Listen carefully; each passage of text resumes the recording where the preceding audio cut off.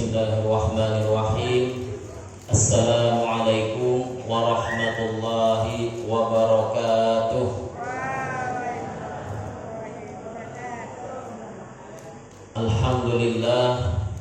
Alhamdulillahi rabbil alamin. Wassalatu wassalamu ala ashrafil anbiya'i wal mursalin wa ala alihi wa ashabihi ajma'in. Subhanaka la ilma lana illa ma 'allamtana innaka antal alimul hakim. Wa tub 'alaina innaka antat tawwabur rahim.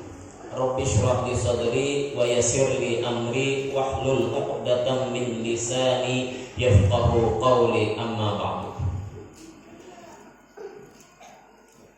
Yang sama-sama kita hormati para tokoh agama, para tokoh masyarakat, dan seluruh jemaah, bapak-bapak, ibu-ibu, hadirin wal hadirat yang semuanya insya Allah diberkahi oleh Allah Subhanahu wa Ta'ala.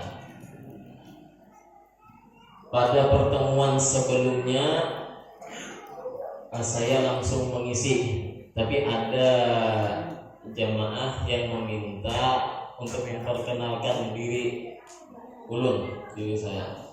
Jadi mungkin sudah ada sebagian yang kenal, tapi mungkin lebih baik untuk dikenalkan mengabulkan hajat salah satu jemaah. Jadi nama saya Abdul Somad, cuman tulisan di akta kelahiran Abdul Samad. Tapi kalau dari bahasa Arab Abdul Somad. Aslinya negara orang Hulu Sungai Selatan, kemudian tinggal di Cindai Alus, Martapura, dekat dengan Pondok Darul Hijrah Putri atau Putra. Kemudian untuk riwayat pendidikan, pernah mondok di Darul Hijrah Putra 1 tahun, kemudian disuruh pindah sama orang tua itu ke Pondok Ibnu Mas'ud 2 tahun di Kandangan, baru kemudian mondok di Gontor. Setelah di Gontor ikut tes beasiswa Al-Azhar, yaitu di Kedutaan Besar Mesir di Jakarta. Alhamdulillah lulus. Jadi alhamdulillah dapat beasiswa kuliah di Al-Azhar Mesir. Itu sedikit perkenalan dari nama saya. Kemudian selanjutnya, supaya kita lebih ringkas, kemarin itu kita membahas tentang niat dalam menuntut ilmu. Kita semua di sini hadir di majelis ini tujuannya untuk menuntut ilmu. Tapi di dalam kitab Bidayatul Hidayah ini beliau menjelaskan, Imam Al-Ghazali menjelaskan supaya sebelum menuntut ilmu itu kita memperbaiki niat kita. Supaya tidak salah untuk niat dalam menuntut ilmu. Contoh salah dalam menuntut ilmu yaitu kalau kita menuntut ilmu tujuannya untuk mengejar dunia, untuk mengumpulkan harta, atau untuk mencari muka, mencari kedudukan, atau ingin mencari kekayaan. Maka yang demikian itu kita termasuk orang yang rugi, orang yang merusak diri kita sendiri, orang yang merusak agama kita. Dan niat yang benar dalam menuntut ilmu adalah untuk mencari hidayah. Mencari hidayah itu salah satunya adalah menghilangkan kebodohan pada diri kita, atau mensyukuri atas nikmat yang Allah berikan, yaitu berupa akal, atau dengan tujuan supaya menegakkan agama Islam. Ini hidayah. Kemudian, dan saya yakin semua di sini insya Allah tujuannya benar semua, untuk mencari keberkahan, untuk mencari ilmu. Sehingga Rasulullah SAW pun bersabda, "Asyaddun nas 'adzaban yaumal qiyamah alimun lam yanfa'hu Allahu bi'ilmihi." Asyaddun nas 'adzaban, orang yang paling keras siksaannya nanti yaumal qiyamah, nanti di akhirat kelak, adalah alim, orang alim atau orang yang berilmu, lam yanfa'hullahu bi'ilmihi, tapi ilmunya tidak bermanfaat. Allah tidak memanfaatkan ilmunya. Ilmu banyak yang dia dapat, tapi dia tidak bermanfaat. Ilmunya itu tidak bermanfaat untuk dirinya, tidak bermanfaat untuk agamanya, tidak bermanfaat untuk keluarganya ataupun orang di sekitarnya. Nauzubillah min dzalik. Wa kana sallallahu alaihi wasallam yaqul, kemudian Rasulullah pun bersabda atau berdoa, Allahumma inni a'udzubika min ilmin la yanfa' wa qalbin la yakhsha' wa amalin la yunfa' wa du'ain la yusma'. Allahumma inni a'udzubika, ya Allah, saya berlindung kepadamu, min ilmin la yanfa', dari ilmu yang tidak bermanfaat. Padahal sebagaimana kita tahu kan dari hadis Rasulullah, idza matal insanu inqata'a amaluhu illa min salasin. Manusia itu kalau mati maka seluruh amalnya itu terputus kecuali 3, yaitu ilmun yuntafa'u bihi, ilmu yang bermanfaat. Nah, makanya Rasulullah memberikan contoh doa, Allahumma inni a'udzubika min ilmin la yanfa'. Nah, supaya kita terhindar dari ilmu yang tidak bermanfaat. Sedangkan tadi yang saya sampaikan ada hadis Rasulullah bahwasanya ada tiga amalan yang mana walaupun kita sudah mati, pahala kita terus mengalir, yaitu ilmu yang bermanfaat, awaladin sholihin yad'ulah, atau anak yang soleh yang selalu mendoakannya, atau amal jariah atau rizki yang terus mengalir. Mungkin seperti kita mewakafkan masjid. Nah, ini walaupun yang mewakafkan masjid ini meninggal dunia, ilmunya terus mengalir. Ilmu pun juga demikian. Bapak-bapak, ibu di sini yang hadir di sini menuntut ilmu, kemudian dapat ilmu. Contohnya ilmu yang mungkin yang sudah didapat memperbaiki niat. Nah, bapak-bapak, ibu-ibu ini memberikan kepada anak, kalau kamu nanti sekolah tidak perlu mengejar titel, tidak perlu mengejar gelar, tidak perlu mencari nilai, yang penting ilmu kamu bermanfaat. Dulu masih hidup mungkin beliau, Syekh di Al-Azhar. Beliau ini dosen di Al-Azhar. Sempat beliau itu tidak mau mengajar. Ini kan padahal ini mahasiswa Al-Azhar, utusan dari penjuru dunia. Nah, beliau sempat tidak mau mengajar. Ditanya kenapa alasannya, karena kata beliau, mahasiswa sekarang ini niatnya bukan sekedar hanya menuntut ilmu, tidak mencari ridho Allah, tapi ingin mencari gelar. Nah, jadi beliau tidak mau mengajar karena niat mahasiswanya salah. Cuman pada suatu saat, pada suatu hari ada konferensi seluruh ulama di Qatar, kalau nggak salah di Qatar. Nah, itu ada perkumpulan. Akhirnya ada teman beliau berkata kepada beliau, saya ini iri dengan kamu, dengan engkau Syekh. Iri kenapa? Engkau ada kesempatan mengajar di Al-Azhar, yang mana dari Al-Azhar itu bermunculan ulama-ulama yang pergi ke negaranya masing-masing. Nah, mendengar itu akhirnya beliau kembali lagi untuk mengajarkan ilmunya. Jadi dalam husnuzon kita, beliau tetap mengajar walaupun sebagian dari mahasiswanya ada niatannya untuk duniawi, tapi insya Allah pasti ada untuk akhirat. Makanya kita bagus untuk mengamalkan ini supaya mendapatkan ilmu yang bermanfaat. Kemudian selanjutnya, wa qalbin la yakhsha, dan hati yang tidak tunduk, hati yang tidak takut. Sehingga diceritakan ada seseorang yang mendatangi seorang waliullah. Kita ini kan hati kita ini bisa sakit. Kalau kita mempunyai sakit jantung, berarti kita mendatangi ke dokter jantung. Kalau kita sakit gigi berarti kita datang ke dokter gigi. Sakit kulit kita datang ke dokter kulit. Nah, kalau sakit hati tempatnya itu adalah masjid, majelis ilmu atau ulama. Nah, sehingga yang lelaki ini bertanya kepada seorang waliullah yang bernama Ibrahim bin Adham, ya Aba Ishaq, wahai ayah Ishaq. Jadi nama anak beliau itu namanya Ishaq. Contohnya kalau misalkan anak saya namanya Kamil, nama saya Abdul Samad. Nah, biasanya orang Arab itu memanggil ya Aba Kamil, gitu. Bukan, jarang dipanggil nama Abdul Samad. Ya, biasanya dipanggil nama ayahnya, nama dari anak, ayah dari anak. Ya, Aba Kamil atau ya Aba Husain, Hasan.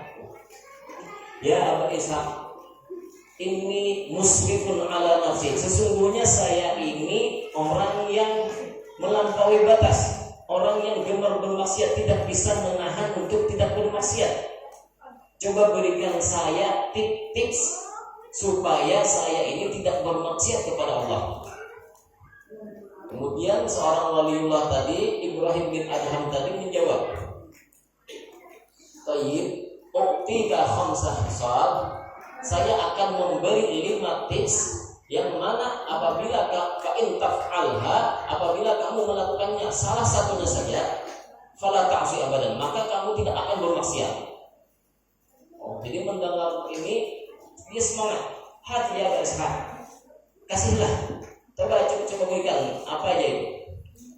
Kemudian kata Aba Ishaq, in aradta an ta'sillah fala ta'kul min rizqihi.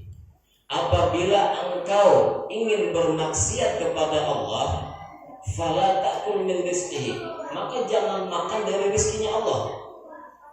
Nah, jadi dia kata yang lelaki tadi, kami aina akul, dari mana saya makan, sedangkan pekerjaan saya ini juga rezeki dari Allah, hasilnya pun juga rezeki dari Allah. Saya tidak bisa meninggalkan untuk tidak makan. Saya tidak bisa meninggalkan makan. Pasti saya butuh rezeki Allah. Kemudian kata Ibrahim bin Adham, afa yuhsinu an ta'sillah wa ta'kul min rizqihi. Apakah layak kamu bermaksiat kepada Allah sedangkan kamu memakan rezekinya Allah? Ini contohnya saja, kita nih kan di sini kan banyak usaha sawit. Nah, kita mempunyai anak buah kita kasih makan anak buah, kita gaji anak buah kita.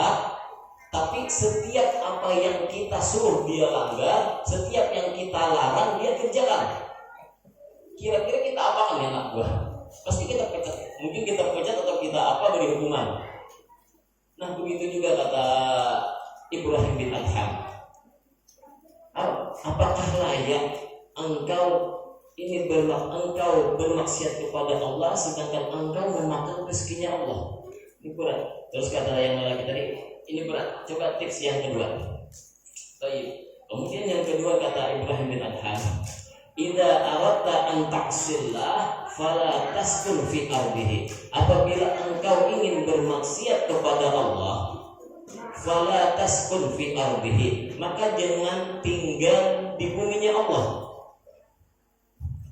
Nah, jadi kata yang lelaki tadi, ini berat lagi nih. Bagaimana saya bisa, sedangkan di seluruh dunia ini kan semuanya ini punya Allah, buminya Allah. Kemudian kata Aba Ishaq atau kata Ibrahim bin Adham, afa yuhsinu an ta'sillah wa ta'kul min rizqihi wa taskun fi ardihi. Apakah layak kamu bermaksiat kepada Allah dan kamu memakan rezekinya Allah dan bertempat tinggal atau berdiam di buminya Allah?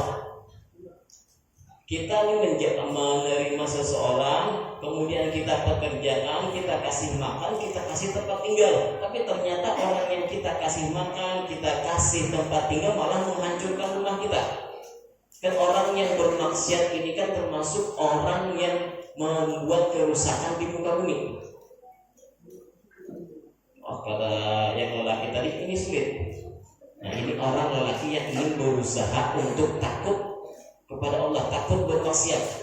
Coba kasih tips yang ketiga.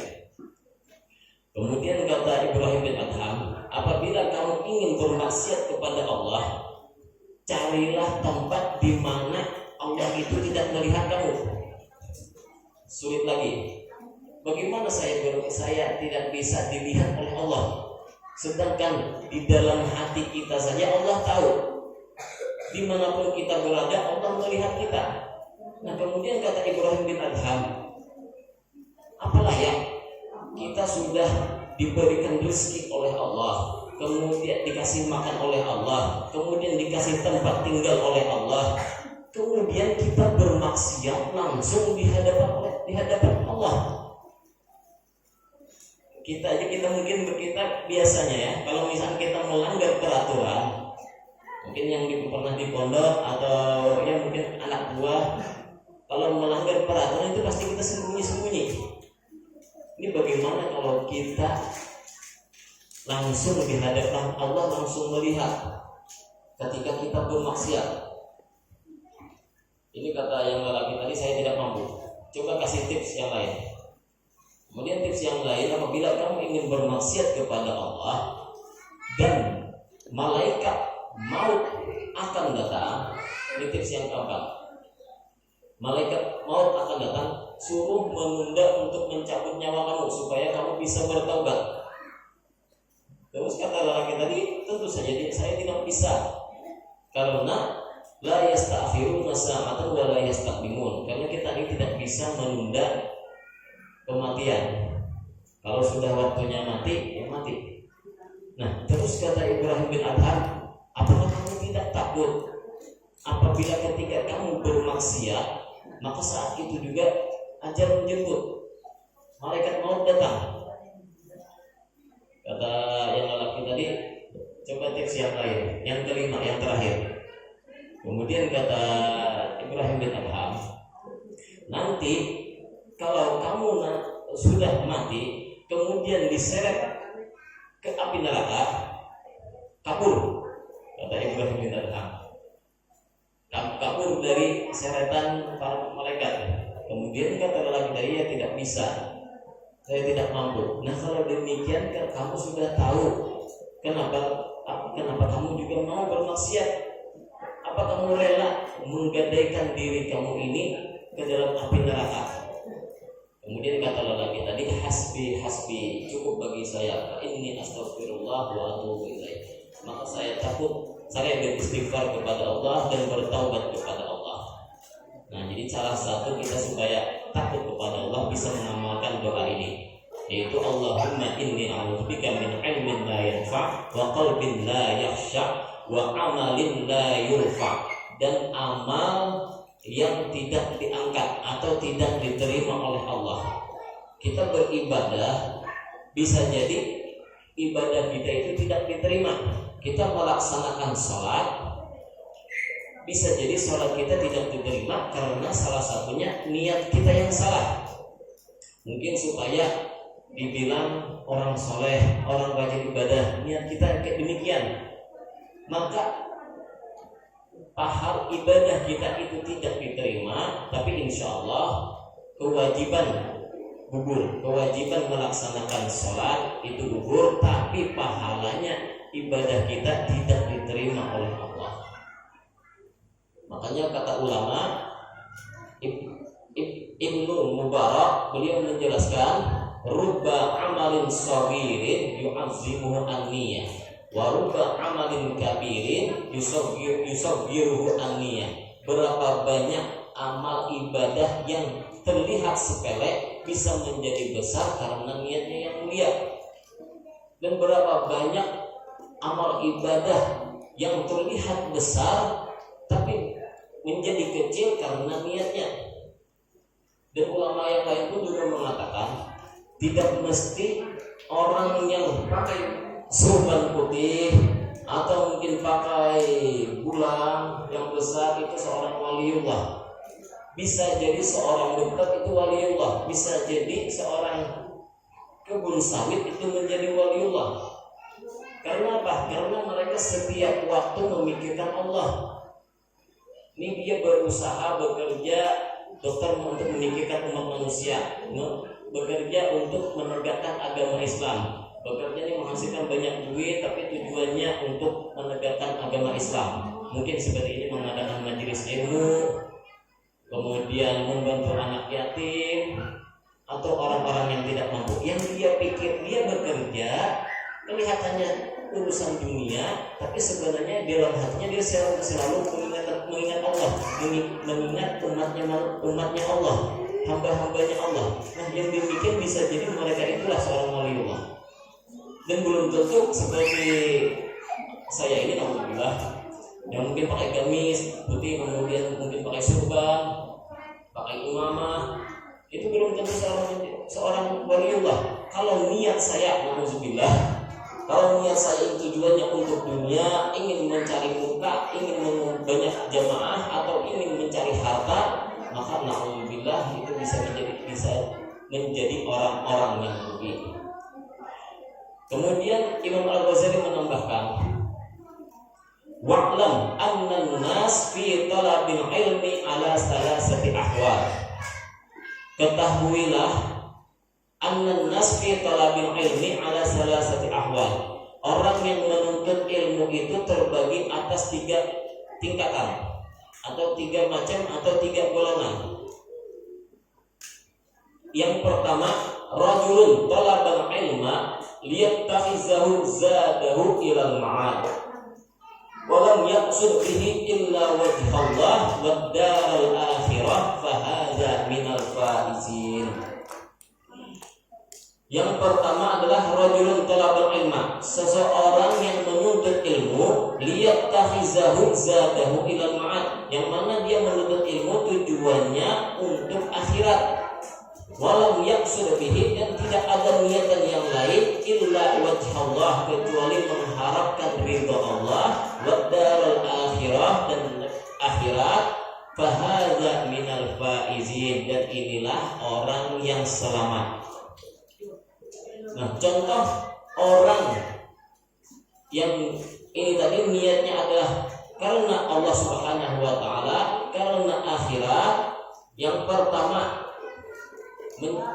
dalam kitab ini menjelaskan adamu talabid dunya bil ilmi, tidak mengharapkan dunia dengan ilmunya. Wa qawluhu qasdihi bil istighfar bil ulum naila sa'adatil akhirah, yang mana dia sibuk mencari ilmu, tujuannya adalah supaya nanti bahagia di akhirat. Kita ini kan menuntut ilmu ya supaya kita selamat di dunia dan di akhirat. Ini, oh ternyata ibadah saya seperti ini, oh ternyata selama ini cara saya melaksanakan ibadah salah. Nah, kita benarkan. Kalau ternyata ada perbedaan lagi, itu kenapa ini yang kayak yang di sini kayak gini ibadahnya, yang di sini kayak gini, oh berarti mungkin bisa jadi saya masih kurang membacanya, perlu belajar lagi. Yang penting selama ada rujukan, insya Allah benar. Wa kaunu i'timadihi fil ulum ala ittiba'i sahibis syari'ah sallallahu alaihi wasallam fi af'alihi wa ahwalihi, yang mana juga tujuannya sibuk menuntut ilmu, tujuannya adalah ingin mengikuti apa yang dilakukan oleh baginda Rasulullah sallallahu alaihi wasallam fi af'alihi wa ahwalihi, baik itu dari segi perbuatan ataupun perkataan. Makanya Rasulullah SAW itu kan bersabda, al-muslimu man salimal muslimuna min lisanihi wa yadihi. Seorang muslim sejati itu adalah yang mana tangannya dan lisannya tidak mengganggu muslim-muslim yang lain. Jadi kalau misalkan kita ini masih menggibah, atau tangan kita masih mencelakai orang lain, memukul orang lain, menzalimi orang lain, maka kata Rasulullah, dia ini belum termasuk orang muslim yang sejati. Kalau para sahabat lagi dahulu apa yang disukai oleh Rasulullah, apa yang dilakukan oleh Rasulullah langsung dicontohnya. Nah kita juga demikian.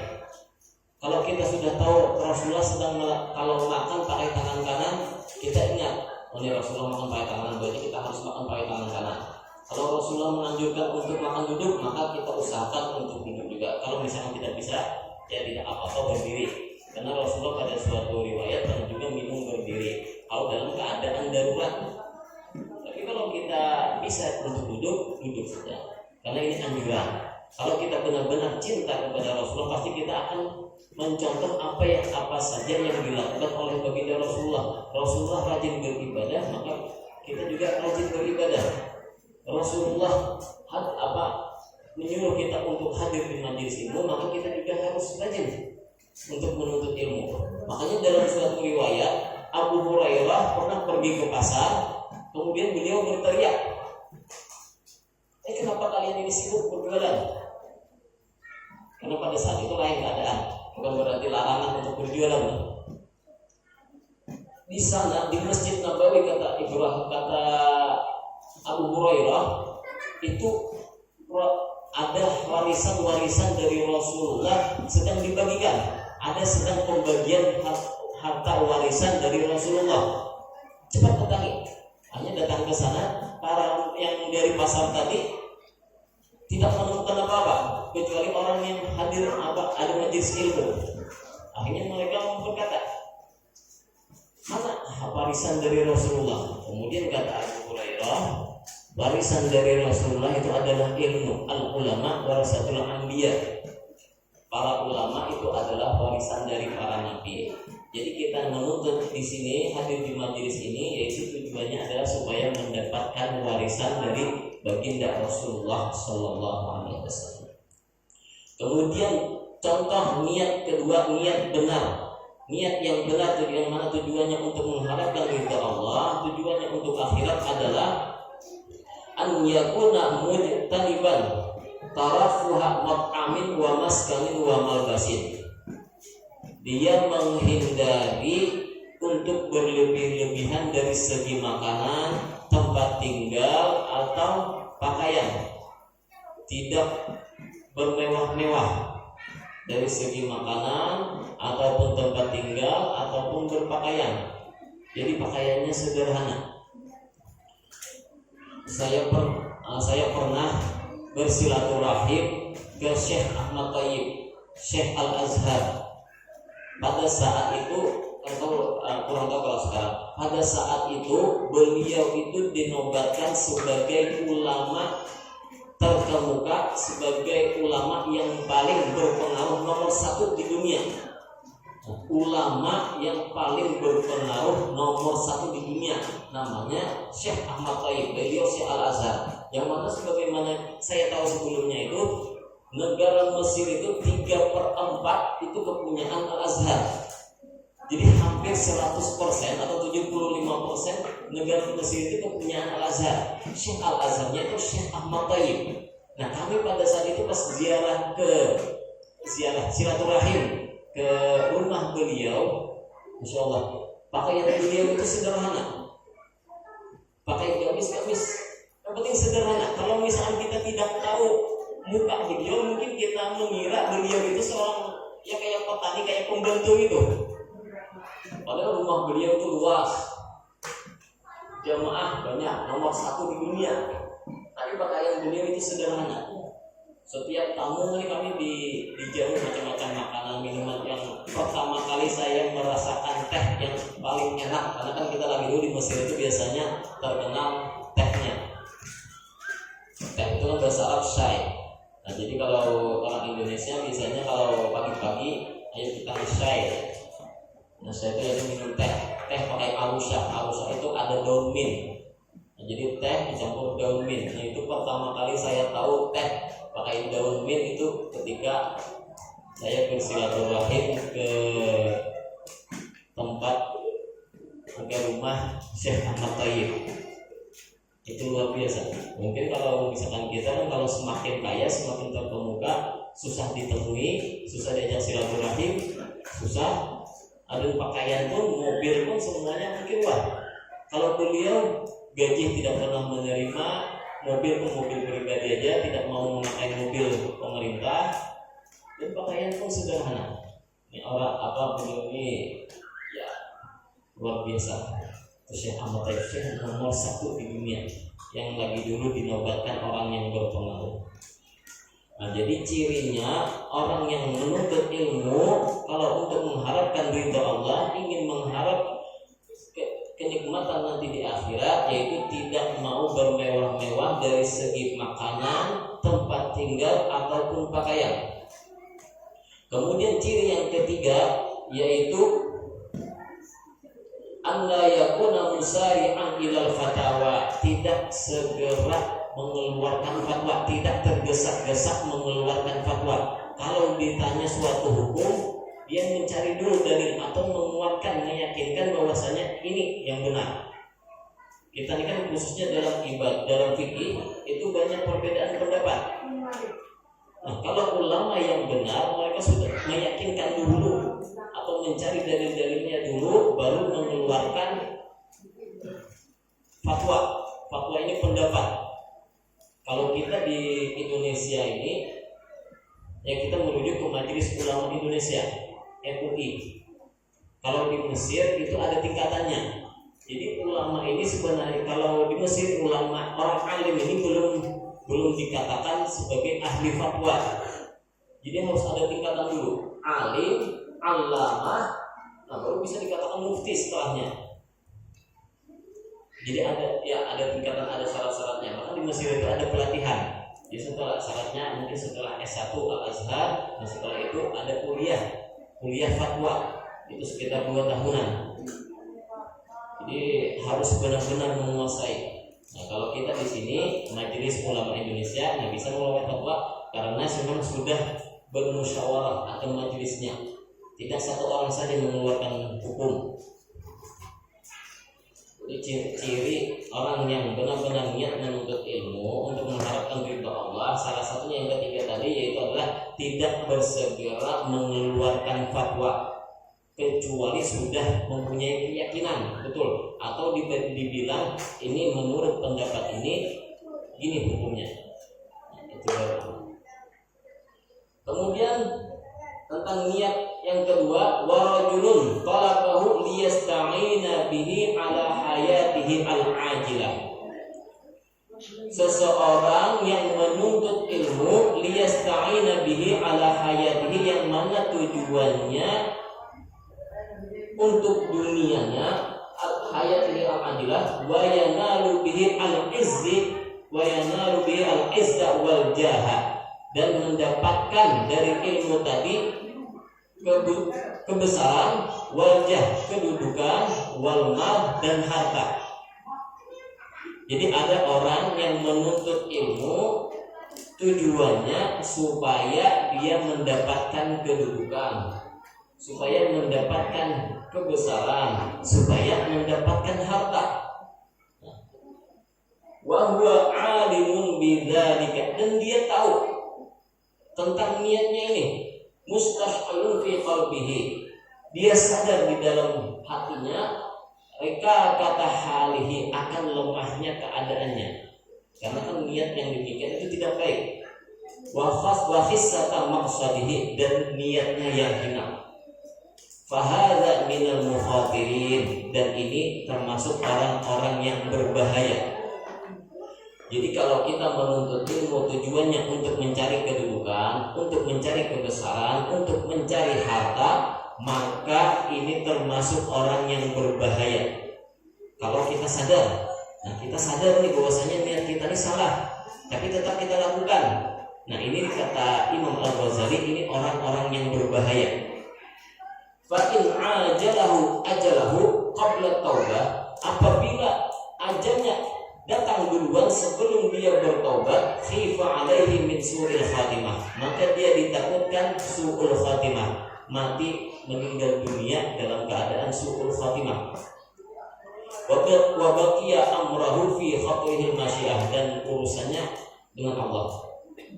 Wa in wuffiqa, dan apabila dia mendapatkan taufik, Litaubah, untuk bertaubat kepada Allah qabla hululil ajal, sebelum datangnya ajal. Wa adhafa ila ilmi al-amal, kemudian akhirnya dia gabungkan ilmunya itu dengan amalnya. Wa tadaraka ma farrata fihi minal khalal, dan dia sadar bahwasanya dia ini salah. Jadi yang tadi yang niat menuntut ilmu tadi karena kedudukan, karena kebesaran, karena harta, dan dia sadar bahwasanya niatnya itu salah, nah dia dalam keadaan bahaya. Apabila dia ajalnya datang duluan, maka dia ditakutkan su'ul khatimah. Tapi kalau ajalnya itu masih belum lagi, atau dia masih didahulukan untuk bertaubat kepada Allah sebelum ajalnya datang, maka dia termasuk bil iltahaqa bil faizin, dia termasuk orang-orang yang menang. Nah, jadi ini kita menuntut ilmu, kita sadar niat kita ini salah, mencari kedudukan kah atau mencari kemuliaan. Nah, kita ini sadar, tapi sebelum meninggal dunia kita bertaubat, maka insya Allah kita termasuk orang-orang yang selamat. Ya, kita sadar. Fa inna ta'iba, karena sesungguhnya orang yang bertaubat minaz zambi, dari dosa, kaman la zamba lahu, itu seperti orang yang tidak mempunyai dosa.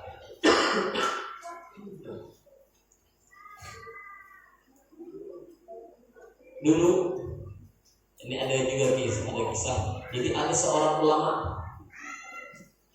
ulama besar. Dia itu mempunyai murid, dan muridnya pun juga menjadi ulama.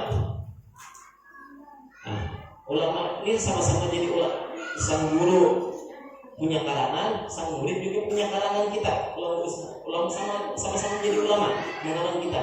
Tapi yang murid ini mempunyai karangan lebih banyak daripada gurunya. Akhirnya dipanggil oleh gurunya, gimana ini kamu kok bisa karangan kamu lebih besar, lebih banyak daripada saya, padahal kamu ini murid saya, kata sang guru. Terus kata si murid, wahai guruku, engkau mengarang kitab itu dari awal sampai akhir karena Allah Subhanahu wa Ta'ala, makanya ujiannya berat, banyak ujiannya. Tapi kalau saya awal saya mengarang kitab itu saya mengejar dunia, makanya lebih cepat selesainya. Jadi beda sama guru sama muridnya. Tapi ketika saya hampir selesai mengarang kitab, saya bertobat, saya niatkan billahi ta'ala. Jadi ada taktik si murid ini dalam mengarang kitab. Jadi, itu rahasia perbedaan antara guru dengan murid. Kemudian warajulun salisun, kemudian laki-laki yang ketiga yang dalam masalah niat dalam menuntut ilmu, istahwadha alaihi syaitan, dia dikuasai oleh syaitan. Sedikit lagi. Ini insyaallah habis. Jadi yang pertama niatnya adalah karena memang untuk mengharapkan ridha Allah, untuk keselamatan dunia akhirat. Yang kedua dia salah niatnya untuk mengejar dunia, niatnya untuk mencari kedudukan, untuk mendapatkan harta, tapi dia sadar bahwasanya niatnya salah. Nah, maka kalau dia bertaubat duluan sebelum meninggal dunia, maka dia termasuk orang yang menang, orang yang selamat. Tapi kalau duluan mati, maka ditakutkan dia su'ul khatimah. Nah, sedangkan yang ketiga tadi, istahwadha alaihi syaitan, dia dikuasai oleh syaitan. Fattakhadha ilmahu zari'atan ila takatsur bil mal wa tafakhur. Maka dia menuntut ilmu itu tujuannya untuk mengumpulkan harta, untuk mengejar kedudukan sama dengan di atas, tapi dia sudah dikuasai oleh syaitan. Yudkhalu bi ilmihi kana kullu mudkhalin. Dia setiap ada ilmu apa saja dia dapat, dia kuasai, dia kejar. Yang penting ada ilmu apa saja dia kejar. Tapi karena tujuannya untuk dunia. Raja'an an yaqdiya minad dunya. Dia berharap supaya menguasai dunia. wa tarahu wa huwa ma'a dzalika yudbiru fi nafsihi annahu indallah bimakani. Nah, dia merasa dirinya mempunyai kedudukan yang mulia di sisi Allah. Nah, padahal niatnya salah, tapi dia merasa mempunyai kedudukan yang salah. Nah, kalau yang kedua tadi dia merasa niatnya